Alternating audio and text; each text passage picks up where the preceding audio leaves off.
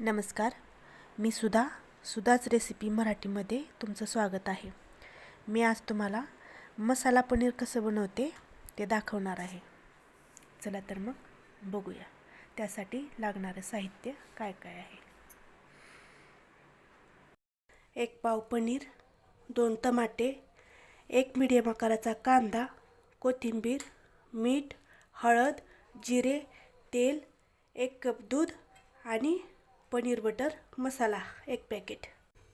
आता मी पनीर कट करून घेते. छोटे छोटे पीस करून घ्यायचे 1-1 इंचाचे. हे पहा असे.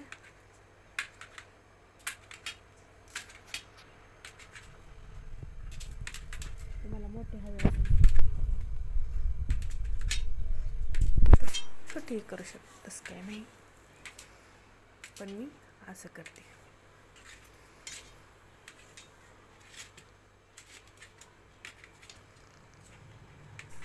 पनीर कट करून झाल्यावर आता मी कांदा कट करून घेते उभ्या आकारात आणि ते मिक्सरमध्ये काढून घेते. अर्धा चमचा जिरे टाकून त्याच्यामध्ये, कांद्यामध्ये अर्धा चमचा जिरे टाकून मिक्सरमध्ये काढून घ्यायचं. हे पहा असं.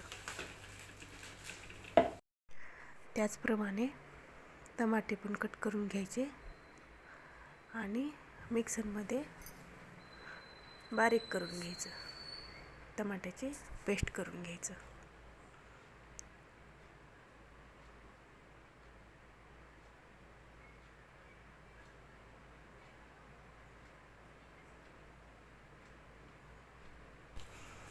हे पहा अशा प्रकारे पेस्ट करून घ्यायचं. आता कढई गॅसवर ठेवून 3-4 चमचे तेल ओतून घ्यायचं. आता त्यामध्ये कट केलेलं पनीर टाकून घेऊ.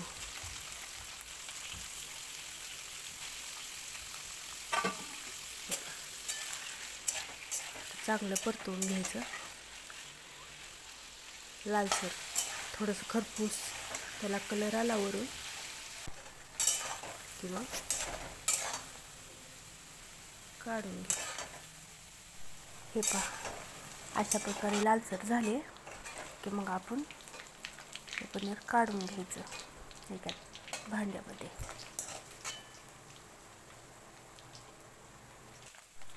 काढून झाल्यावर आपण याच तेलामध्ये आता आपण बारीक केलेला कांदा टाकून चांगलं परतवून घ्यायचं. कांदा लालसर होऊ द्यायचं जरा.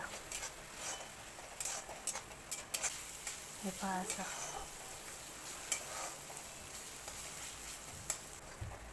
कांदा असा लालसर झाला की मग आपण आता त्याच्यामध्ये टमाट्याची पेस्ट टाकून घ्यायचं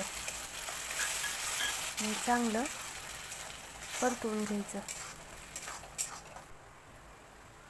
ते परतवजीपर्यंत आपण मसाल्यामध्ये 1 कप दूध टाकून मिक्स करून घेऊ. हे पहा अशा प्रकारे.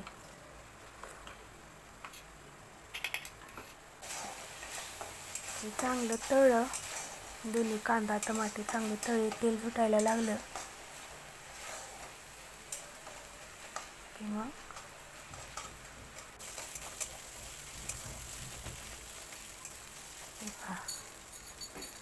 त्यामध्ये तिखट टाकायचं आणि हळद टाकायची. चांगलं परतवून घ्यायचं. हे पहा असं.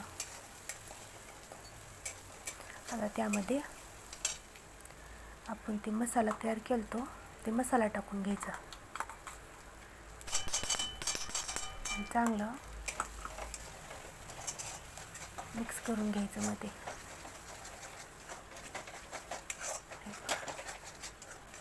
आता या मसाल्याला तेल सुटते कडेनं परतून का चांगलं तेल सुटेपर्यंत परतवून घ्यायचं.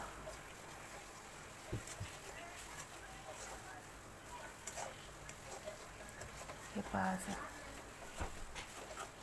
हे बघा कडनं तेल सुटायला लागले. आता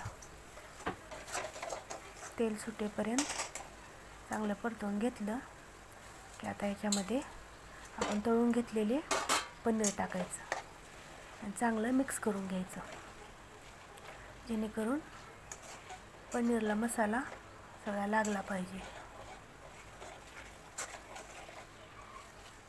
हे पहा असं.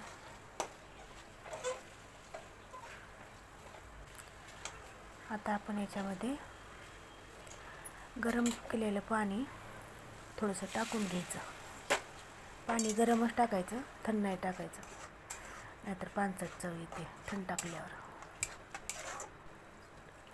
अजून थोडं पाणी लागते आपल्याला, जास्तच घट्ट झाले. अजून थोडं पाणी घेऊन टाकायचं. आता वरून चवीपुरतं मीठ आणि थोडीशी कोथिंबीर टाकायची, मिक्स करून घ्यायचं.